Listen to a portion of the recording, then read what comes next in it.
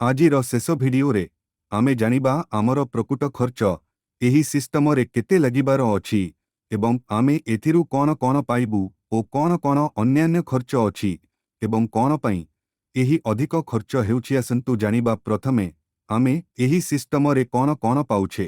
ଯେପରି କି ଆପଣ ଦେଖିବେ, ଏଥିରେ solar panel, inverter, structure, ACDB, DCDB, ଲାଇଟିଂର arrester, earthing, AC cable 30 metre, DC cable 30 metre, earthing cable 30 metre, pipe ଓ ଅନ୍ୟାନ୍ୟ ଆବଶ୍ୟକ ଜିନିଷ।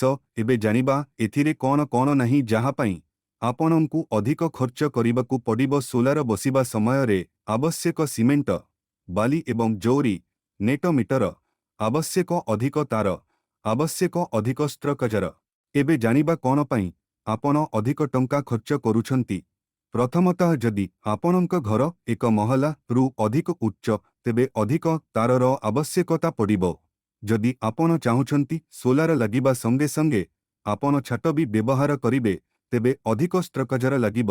ନେଟ ମିଟର, ଯାହା କି କେତେ ବିଦ୍ୟୁତ ତିଆରି ହେଲା ଜଣାଇବା, ତାହା ସମ୍ପୂର୍ଣ୍ଣ ଭାବରେ ଉପଭୋକ୍ତାଙ୍କର ଏବଂ ଟିପିସିଓଡିଏଲ ମଧ୍ୟର।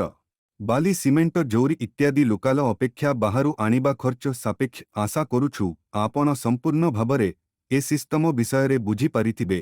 ଅଧିକ ଜାଣିବା ପାଇଁ ଆଜି ହିଁ ନିମ୍ନ ନମ୍ବରରେ ଯୋଗାଯୋଗ କରନ୍ତୁ।